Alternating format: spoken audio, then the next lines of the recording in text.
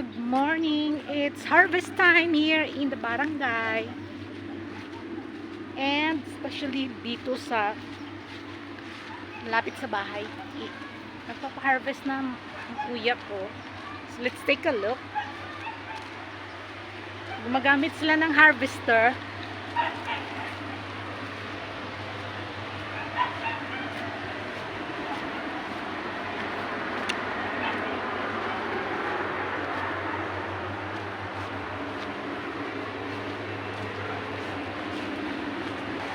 So, ayan. Malapit na yata sila matapos.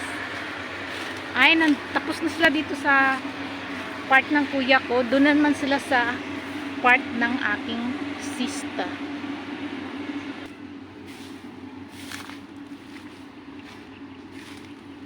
So, andyan na yung bahay namin.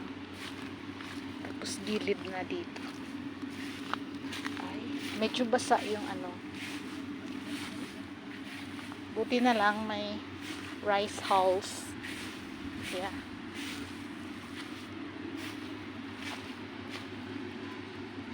Dito tayo ngayon sa palayan.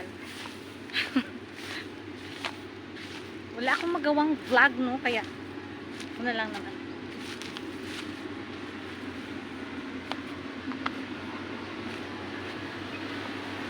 So, ayan na yung ano, harvester.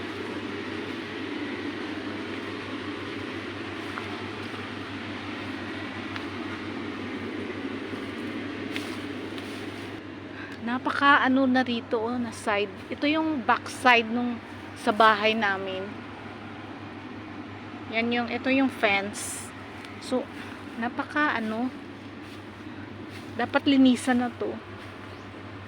Ayan, oh, daming mga ano, herbs, shrubs. So, ayan, ay, daming ano, butterfly. So, ayan. Wala kasi akong pambayad para may magtrabaho dito. Ay, teka lang. Wow, meron akong saging. Yan. Saging ko to, guys. Akong nagtanim nito. Ayan. Papakuha ko to sa pamangkin ko mamaya. Parang matutumba na siya. Or pwede na ba yan? Hindi ko alam kung ano na. Malapit ng mahinog.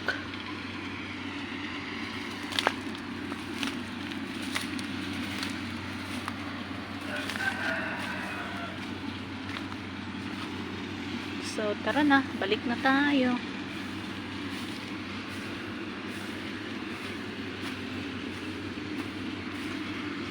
Update lang pala tayo, guys. Ayan, kitang-kita na yung buong bahay namin. Wala na yung mga ano, trees in front. So, ayan. Lumang-luma na yung bahay namin. Kitang-kita na siya.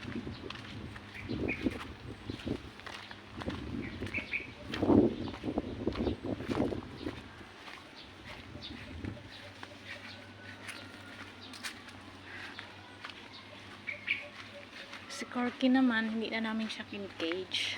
Tinatali na lang dito sa bagong garahe ng pamangkin ko. Pero sa gabi, pinapakawala namin siya. At sa araw, tinatalian. Na Corky, Corky na! Corky!